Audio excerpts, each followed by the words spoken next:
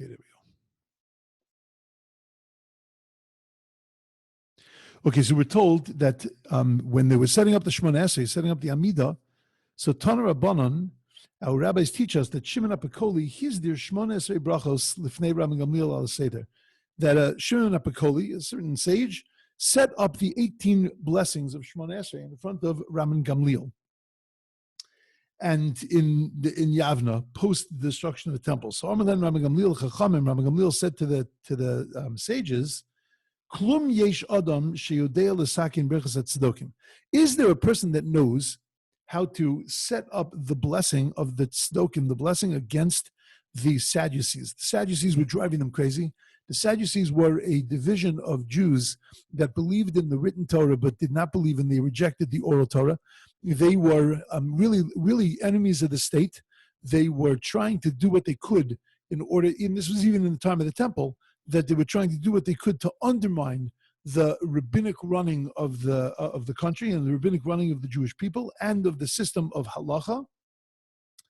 And Rabbi Gamliel wanted to write a blessing that would counteract their effects. In other words, a blessing that we would request from God, that God do something with them.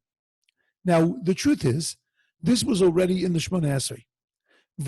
When we ask God, Hashiva Shoftenu Kvarishona, bring back our judges like the way it was, so that they can judge and get rid of evil. That was part of what was being meant when that bracha was instituted and set up. However, now Rabbi Gamliel wanted to make a 19th blessing in the Amidah. It was 18 blessings. That's why it was called the Shemona Esrei. Shemona Esrei is 18. So it was called 18 blessings. But now he wanted to make a 19th blessing, and he wanted a 19th blessing against the Christians. He wanted it against the apostates. He wanted it against the Romans. He wanted the blessing to be geared against all those that were enemies of the state. And he looked around for somebody he said, is there anybody that knows how to institute this bracha? So Amad Shmuel HaKatan v'tikna. So Shmuel HaKatan stood up and he instituted it. Shmuel the Small wrote that bracha. L'shana Acheres, for the next year, Shechacha, he got up to daven, which is strange that it's a year later, but now's not the time for that. So he got up to daven. It took him 2 or 3 hours. He stood there, and he could not remember the bracha. Okay, finally he remembered. Okay, the rest of the story is immaterial. But the critical part of this is that Rabbi Gamliel was looking for somebody that could write a bracha. If you were looking for somebody that could write a blessing, what would you be looking for? A poet? You'd be looking for somebody that is adept in language. Once you tell them what you want in a blessing, so then you want them to take all of that and to package it in a nice kind of way, to package it in a meaningful way, in a way that was going to make the impact that was necessary. What was so difficult to find the person to write a bracha? A lot of rabbis kicking around. Yeah, a rabbi with a pen, a rabbi who's got a sharp tongue. That'd be a great thing. And here you're talking about writing a blessing against bad guys. Who couldn't write a blessing against bad guys? Everybody seems to find their words when it comes to bad guys. It's not a hard thing. So why was this considered such a big task? Looking for somebody, klum yesh, is there anybody? And then this little guy, Shmuel HaKatan, the small guy, he gets up and he says, oh yeah, I can do it. And then when we ask him to repeat it, and 2 or 3 hours, the guy's standing there, he can't even bring it back into his mind. What does it mean? What's that message? And why did it take? Why was it considered such a hard task and take so long to be able to accomplish this task? What's the big deal?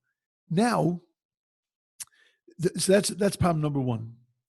Problem number two is if you look at your Mishnah carefully, and again you could see it on the side. Look in the chat, and except for the first 3 words, if you open up the book of Proverbs, you will find this Mishnah word for word in the book of Proverbs. For those that don't get that, I will tell you that the book of Proverbs was written 1,000 years before Shmuel HaKatan, 800 years before Shmuel HaKatan ever came on the scene.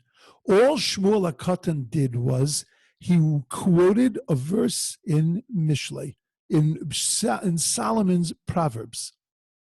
That's not the way Mishnayos were written in Pirkei Avos and Ethics of the Fathers. They weren't written in a way that they were just rehashing of old material. This was the teaching of ethics, of morals, of values. This was teaching of direction for the Jewish people. This wasn't just taking all the old stuff and just repackaging the old stuff. And here you're not even repackaging. You're just taking, you have no shame. Just Shmuel HaKatan says, by the way, it says in Mishlei, the chapter 24, 17 and 18, don't rejoice when your neighbors fall down. Well, he's not teaching me anything. He's not telling me anything I don't know.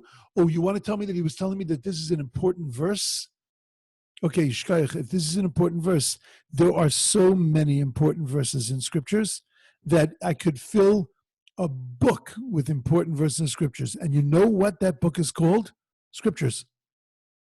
In other words, it's there already, right? All the important verses of scriptures are there. Where are they? In scriptures, right? That's what Tanakh is. Tanakh is all the important verses that you ever need to know in scriptures are written and they're signed and sealed in a book called Tanakh. So what is he doing here? Why is he repeating this idea under his own name as if to say, look, I'm a big chacham? It's like Rabbi Akiva's thing. When Rabbi Akiva says, V'ahavta l'reacha kamocha is a klal gadol b'Torah. Love your neighbors yourself. That's a big principle in the Torah. But that's not necessarily saying anything new. What is Shmuel HaKatan teaching me? So first thing we want to know is what's his name? Why is he called Shmuel HaKatan? Second of all, what gave him the ability? Why was he the one chosen to write this prayer against the Lamalshinim, against the blasphemers and the detractors of Judaism? Why was it so hard for him to write it? And if it was so important, then just quote the verse in Mishlei without his name. Why did we need to attach his name to it? Why not just quote the author? Why are we saying this, that this is what Shmuel HaKatan said? There is a difficulty with what he says, that in the verse itself, and that's in the verse in Mishlei, the verse is saying that you shouldn't make fun of a person when they're in their lowest point in their lives. When a person is down, you shouldn't rejoice. And I know that you're thinking, as I'm saying this, I would never do that. Who would ever rejoice when somebody else is down? All right, we'll talk about that. It's not so simple. But the Mishnah says don't rejoice. But the verse in Mishnah says why?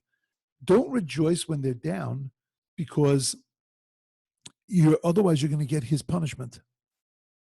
Really? Because I'm rejoicing for him when he's down, then I get his punishment? What kind of punishment is that from God? Notice, if you don't want me to rejoice when somebody else is suffering, then tell me don't rejoice when somebody else is suffering, because you're going to suffer. Shkayach. I understand that. That's the way it works. Quid pro quo. I do something wrong, I suffer for it. But why would I suffer for him? If I'm rejoicing over his falling down, okay, fine, I did something wrong, but I didn't do anything to deserve his peckle. It was why am I walking out of this mess with my problems and with his problems also? What did I do to deserve his problems? And we don't see that that's like a system of justice. The only place that we really see that is we see it by Lashon Hara. That when you speak Lashon Hara about another person, so then our rabbis tell us that you end up picking up their garbage. As you end up with their peckle also, with their transgressions. Okay, that's a little bit of a different mechanism. What's going on over here? Why are we saying that when you rejoice when somebody else falls down, so then God will see this, Rabbi, he's going to hate it. God's going to take his anger away from the other person. He's going to put it onto you. So he's going to take what the other person deserves and he's going to put that on your back. Okay. So let's understand a very, very important thing.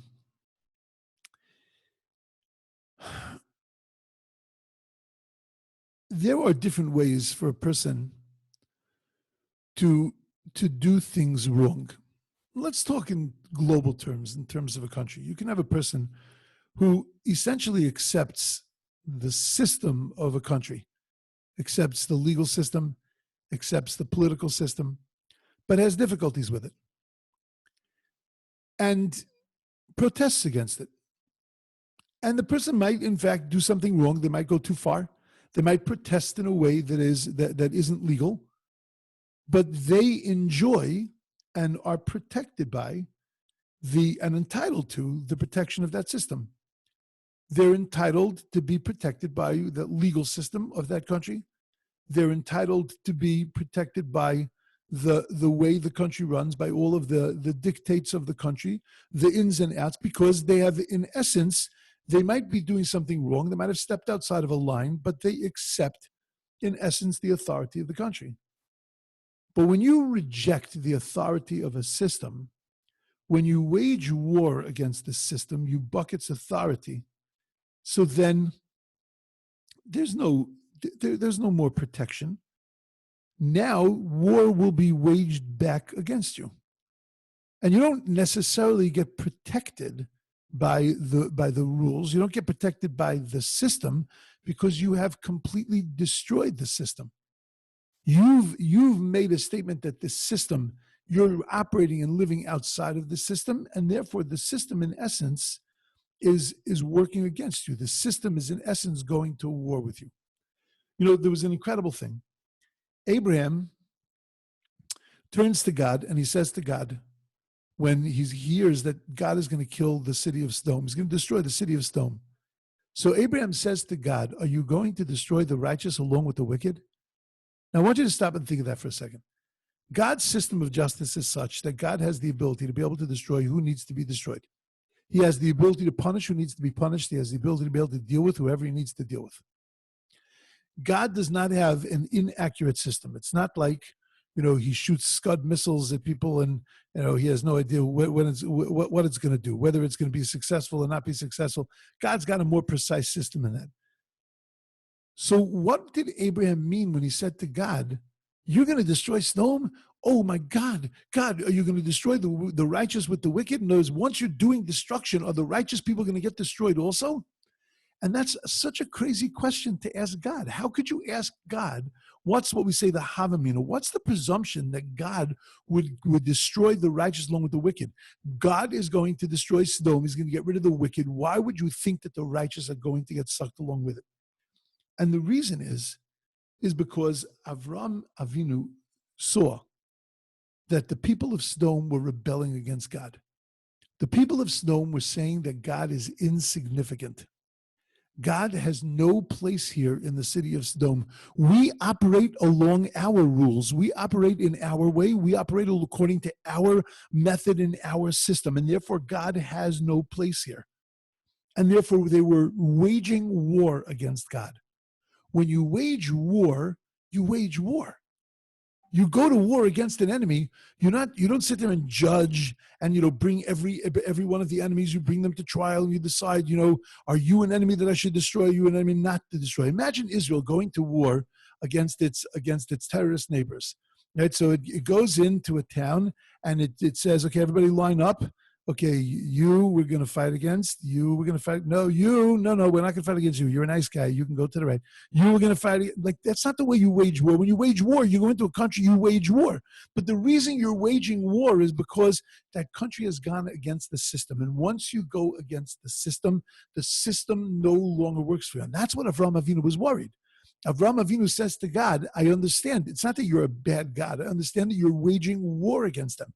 And once you're waging war against them, because they waged war against you, so then now the system falls apart. And I understand that even the righteous are going to end up getting hurt. And that's what happens in a war. In a war, the missiles are not discerning. They don't go after the bad guys and leave the good guys. That's why in Israel there are so many issues, because when you go after terrorists and they're hiding behind babies and they're hiding in schools and they're hiding in hospitals, so then that's what's going to happen. What's going to happen is yes, there are going to be babies that are going to be killed, and there are going to be innocents that are going to be killed, but that's what happens when you wage war. When an individual wages war against God, so most of the time, when an individual does something against God, it's not really waging war. He's really staying within the system, but failing within that system. Most of the time when we commit averos, when we commit transgressions, our transgressions are more based on our own shortcomings than they are on a rebellion against God. Most of the time, it's because we don't have the strength to be able to do the right thing. We don't have the knowledge to do the right thing. We don't have the education that has taught us that this is the right thing to do. And that's why we fall down. And even when we find out that this is the way something is supposed to be done, to change a lifetime of 40, 50, 60 years of doing things in a certain way is a very complicated thing. We're not rebelling against God in as much as we are falling short of what our potentials are. A bad thing, a difficult thing to watch, but not a rebellion. We're not waging war against God. However, there are some times where, in fact, we are rebelling against God, where we are waging war against Him, where there is a little bit of that. When we know that this is the right thing to do, a person knows fully well that the words that they are about to say are 100% unadulterated lashon hara, unadulterated. If you put them on a scale, if there was a lashon hara meter, right? As soon as these words would pass that meter, the lights would go off, the bells would ring. It wouldn't even be like a half tone. It was clear. These words are lashon hara, and you know that if you say this, you know that the cat's going to be out of the bag. Someone is going to be hurt, but you have a need to say this, even though you know that what you're doing is something wrong. Nevertheless, you say it. There's that little bit of rebellion, that little bit of, yeah, I know it's wrong, but I know I shouldn't do this, but when you say that word back to somebody and you know that you shouldn't say it, you know that you shouldn't have the last word in this argument. You know that this is not the way to end a conversation with another person, an interaction with another person. It's just not the way to do it, but you do it anyway. There's a little part of you that's saying, you know what? Because I'm in control, I can do this. When God tries to re-educate us and let us know that we've done something wrong, so then God gets us for both things. He gets us for both the shortcoming, the fact that we were uneducated and that we didn't try hard enough to be able to raise ourselves, and also we get taken to task for the rebellious part of it, for the rebellion. Now, when you look at somebody else, somebody you've had a difficulty with, somebody who will put in the category for the moment of enemy, which no Jew should have, but somebody that we put in the category of enemy, somebody who you're having a difficult interaction with, somebody who you don't get along with, and you see that person get clobbered. Something really rough is happening in their life. Clearly, God is not shining on them. They're having a difficulty, whether they're having health issues, or whether they're having financial issues, they're having emotional issues, family issues.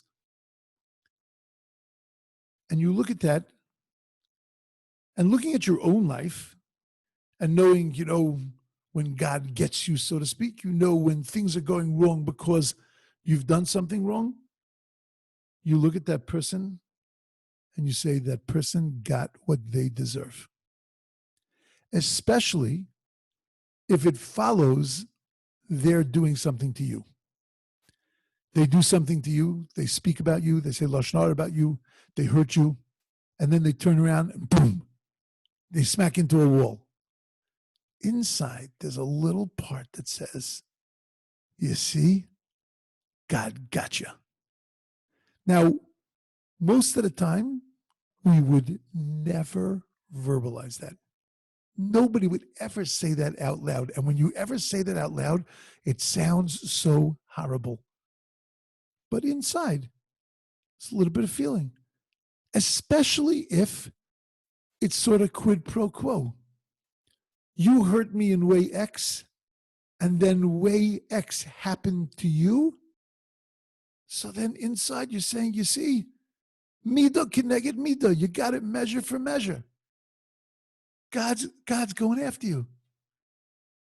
God is telling you that what you just did was wrong. God brought justice so quickly into this world. And he righted the wrong that you did against me. Why is that a problem? Because you're seeing God as your general. You're seeing God as your strong man. It's as if his name is Vinny. Vinny, go break his legs, right? God's working for you. That you have a problem with somebody, you have a difficulty with somebody, you turn to God and you say to God, hey, take care of my enemy. And God takes care of your enemy because God works for you. That's not the way the system works. God isn't our personal bodyguards. It's not about when a person looks at God that way, God will get you. God will get you. Don't tell me, I can't see all your faces, but don't tell me that inside, somewhere deep inside, that we've never felt that. When a person has gone after us and we've kept quiet, totally quiet, not reacted, we said, you know what? I'm not going to fight. I'm not going to say anything. I'm going to be quiet. But God is going to make this right. God is going to make this right. Now, let's look even in a global sense. When our enemies attack us, when our enemies bother us, so we turn to God and we say to God, Shvoch chamoscha ala goyim, pour out your wrath on the nations. Pesach night, we open the door, and there we stand around our table, dressed in our finest, with our families around. The door opens, we welcome in Elijah the prophet, and we don't sing happy birthday to him. We don't say, hey, Gajante Felio Navi. We say, Shvoch chamatcha al hagoyim, pour out your wrath on the nations of the world, on the enemies of the Jewish people. It sounds like this. That we're asking God to work for us. We're expecting that God is our lackey, that God is our protector. He's our bodyguard. He's going to work out all of our issues. We do it on an individual level. We do it on a global level, on a Jewish level. But that's the problem. The problem is that it's not about God. We make it about ourselves, and that we see that God, we in our minds feel that God works for us. God will get you. I don't need to do anything to you. God will get you. Stop and think about that for a second. How demeaning that is to the master of the universe. How demeaning that is to God.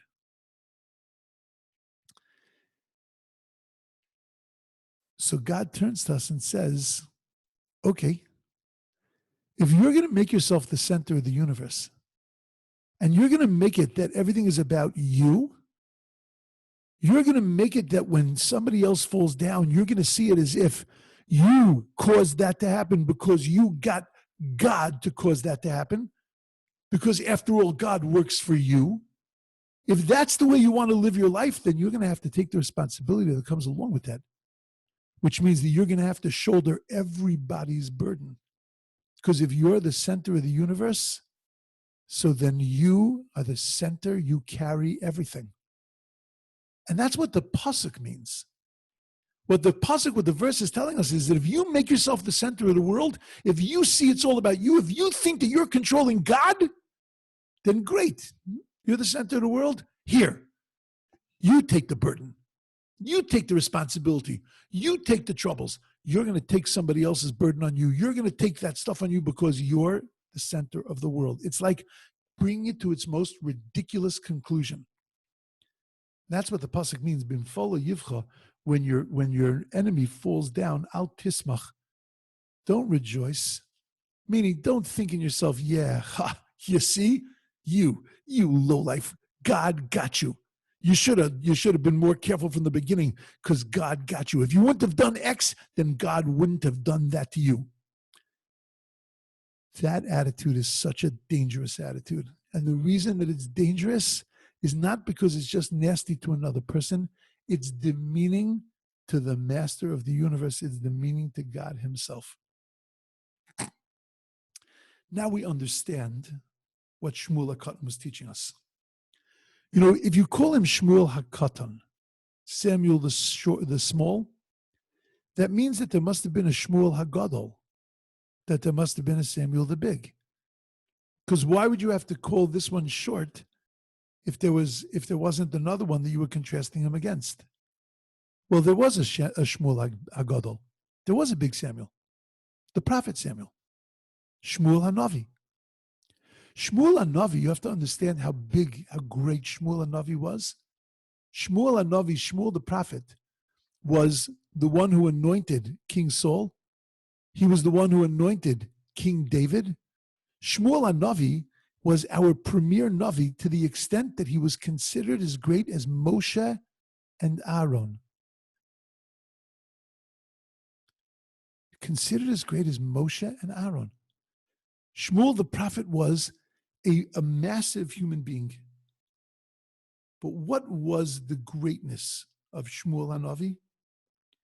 Because everything that Shmuel HaNavi did, from prophesizing to living his life to finally instituting the kingship amongst the Jewish people, was bringing God's presence into the world. Shmuel HaNavi, his entire existence was about God. It was about bringing God's name into the world, about bringing God's greatness into the world. And that was his whole raison d'etre, his whole reason for existence. And that was Shmuel HaKatan. Shmuel HaKatan, Shmuel the small, he was small because he was related. He was in terms of, when you compared him to Shmuel HaNavi, he was a little less than Shmuel HaNavi, and that's why they called him Shmuel HaKatan. This is big brother Shmuel, and this is little brother Shmuel. This is the giant Shmuel, and this is the mini Shmuel. This is the understudy Shmuel. Shmuel HaKatan wasn't talking about his size. It wasn't talking about his stature. It was talking about in relation to Shmuel, in relation to a person whose entire life was there to bring God's presence into the world. That's who this guy was, Shmuel HaKatan. He was the smaller of the two, but he was nevertheless dedicated to exactly the same thing that Shmuel HaNavi was dedicated to. And what was his life all about? God doesn't work for you. When your enemy falls down, don't rejoice. Don't sit there and laugh at it. Don't sit there and inside snicker and say, God got you, because God doesn't work for you. When an enemy falls down and we feel a certain sense of joy, it's got to be joy for God, because evil was removed from the world. That God's name is now able to be seen greater because evil has been removed. Evil has been eradicated. You know, when something good happens to you, how are we meant to feel? Unfortunately, very often, we wash it against ourselves. And that's why very often there's jealousy and there's discomfort when another person is successful. Now, we would never admit this. We would never talk about this. But this is the mechanism. This is what's going on inside of a person. You see something great happening to another person, and there is a certain sense of, well, why didn't that happen to me? How come that kind of great stuff doesn't happen to me? Why don't I get that? You know, there's a person in our shul that when you run a raffle or you run some kind of contest, so 9 chances out of 10 that person's going to win. I've seen it over the past 20 years. Person is an incredible, that's their shtick, right? God, not whatever it is, that's their shtick. They're always winning. Okay, shkayach. So you do a raffle, and the person wins, and inside you say, "How does that person get that much luck? How come I can't have that also? Why don't I get some of that luck also?" It comes from looking at a person and washing it against ourselves, putting ourselves in the picture. But imagine If you hear that another person has a grandchild, another person has a happy thing happen in their life or a difficult thing happen in their life, and it's all about that person, and it's all about the joy or the pain of that person, and the focus is completely on the other person. That's what Shmuel HaKatan is teaching us. That it's not about us, it's about God. That in the same way that we're meant to focus on other people and to say, wow, I'm so happy for you. I'm thrilled for you. I'm giddy. I'm bursting because I'm so happy for you, or I'm heartbroken. Not for me. I'm heartbroken for you. And that's the way we're meant to be with God. That when we see evil in the world, when you see somebody transgress a commandment in the Torah, it's meant to be painful. It's meant to be painful. What's the pain? The pain is not, I'm living amongst people that are not caring about the Torah. That's not the pain. The pain is that you look and you say, poor God, that his children don't get along with him, that his children aren't listening to him, his children don't follow him. His nation is not a loyal nation. That's where the pain has to be. That the pain has to be for God. Shmuel HaKatan, his whole life was not about himself. His whole life was completely about God. It was completely about what was good for God, what was building God, what was going to be beneficial to God. It was all about God, not about himself. And therefore, when Rabbi Gamliel said, who can write a bracha? Who can write a blessing against the heretics? This was no simple task. If I were to ask you to write a blessing against our terrorist neighbors,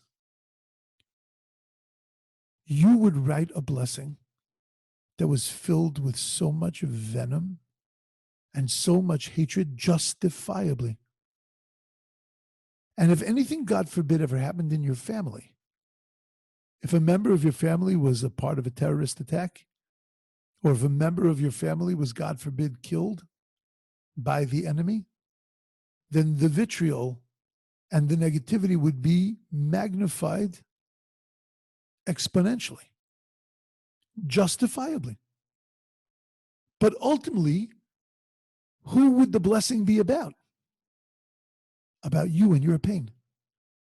God, get rid of the enemy because look at what they did to me. Look at what they did to my people. Look at what they did to us. As opposed to, God, get rid of my enemy because look what it's doing to you. Look at what it's doing to your children. Look at how it's impairing your world. I've said this thought many, many times in Corona. Every one of us is carrying a very, very major burden. Every one of us. But how many of us stop to think the kind of burden that God is carrying? That it's not me who can't go to shul.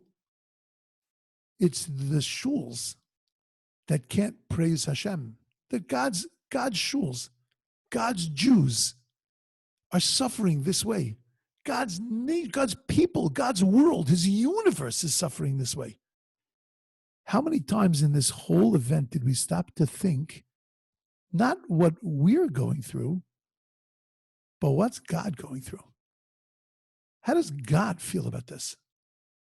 What's his pain level at seeing the pain of his children, of seeing them separated from each other, of seeing them getting sick and dying, of seeing them disconnected from their communities, from their brothers and sisters, from their children and their grandchildren? Shmuel HaKatan lived his life that way. That when he saw things happen, he saw them in terms of God and God's pain and God's advantage. Rabbi Gamliel was looking for somebody who could write a bracha not from his own pain, but could write a blessing from the vantage point of God. That was no simple task. You didn't need a pen, you needed a sincerity. And when Shmuel HaKatan wrote it, it was so much not a part of his anger, a part of his just something that was sitting in the front of his anger, that he couldn't remember it the next year. He couldn't remember the words, the place that he was in when he was feeling that pain of God. And therefore he had to wait 2-3 hours, had to be re-inspired by God, and then he got it back to show that this was something that was coming from a very deep and a very real place.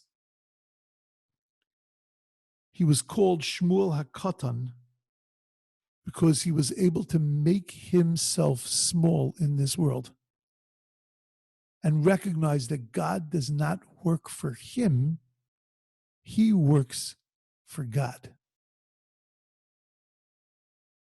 He didn't need to say his own words. He was happy sharing the sentiment of Solomon, of King Solomon, that had lived before him. The message was the message he was teaching. The medium of the message were the words of King Solomon. Now, wouldn't you want to sound like your own chacham? Wouldn't you want to repackage them so that you sounded like a genius? He had no need to do that because he wasn't about him. It wasn't about his recognition. It wasn't about his kavod. It was ultimately about God.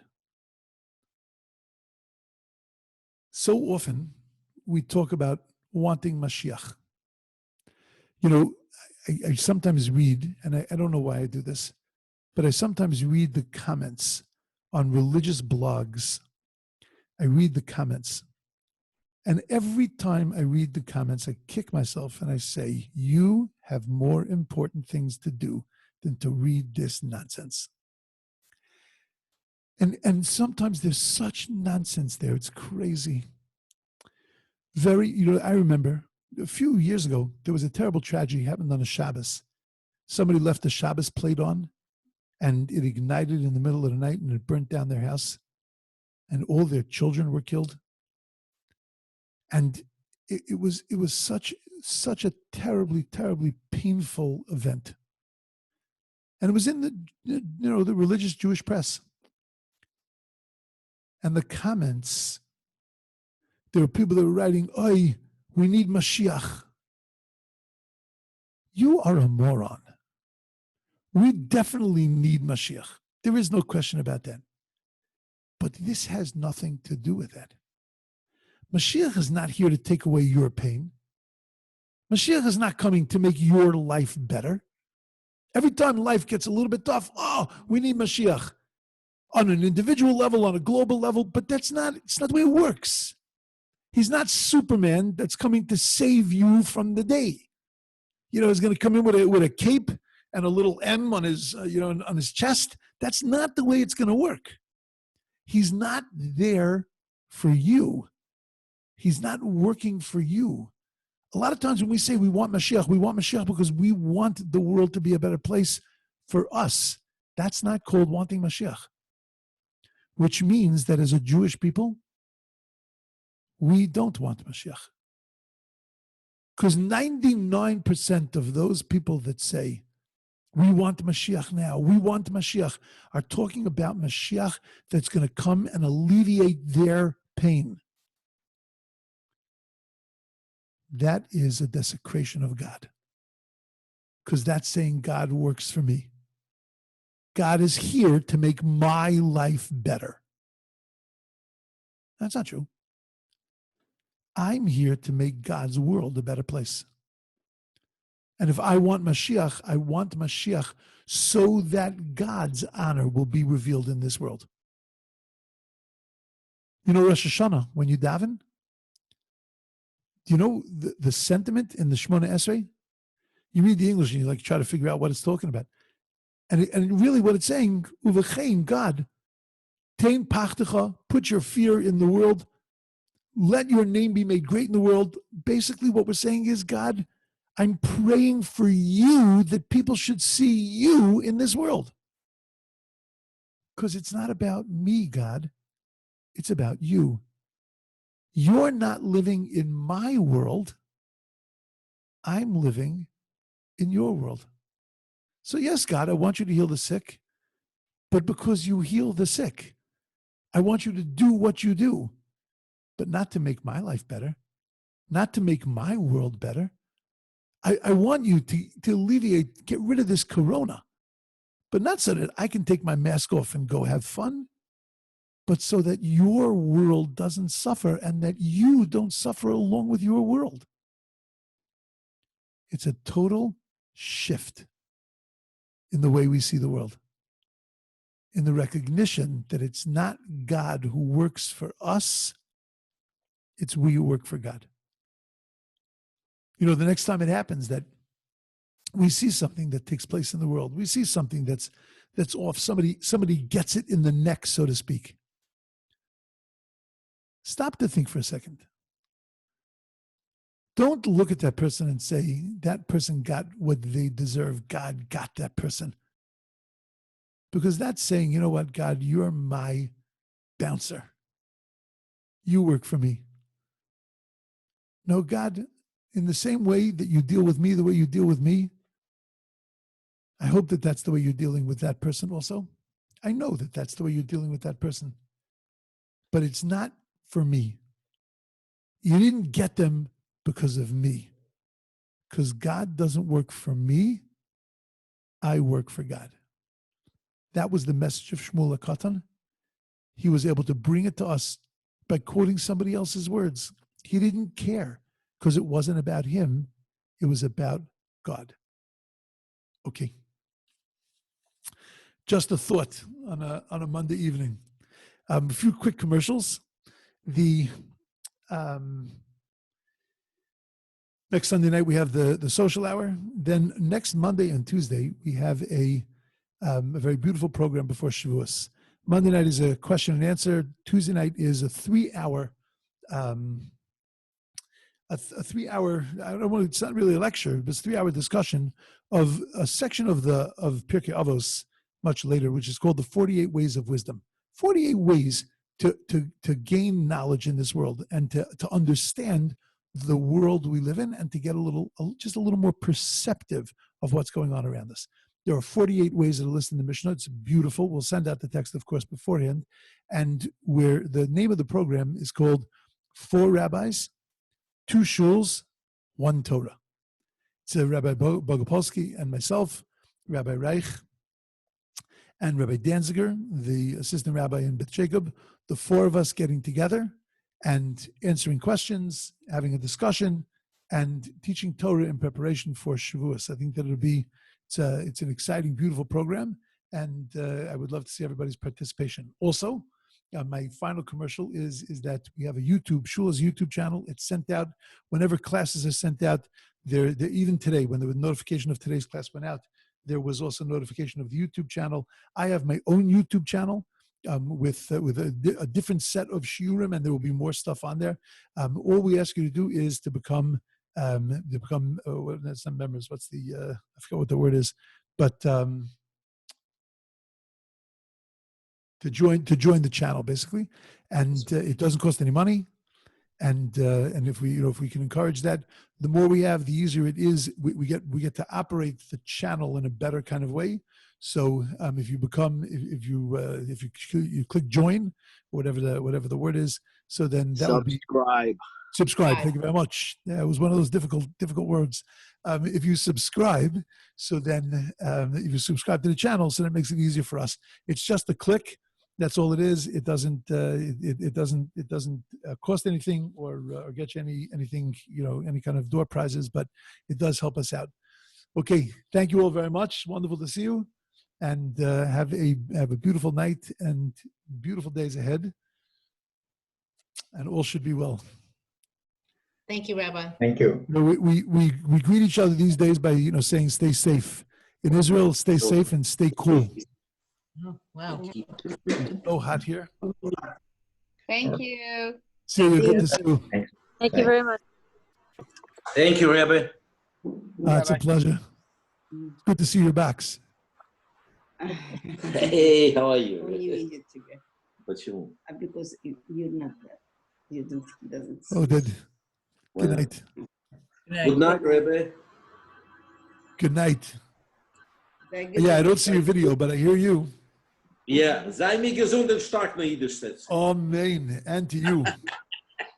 And to you. Nice to see you, Thank Marilyn. Nice to see you. Sei gesund. Nice to see you, Gail. The Able Cops. Nice to see you. Nice to see you. Sei gesund. Sei gesund. Он видит. Ну, потому что у нас нету на этом. Okay.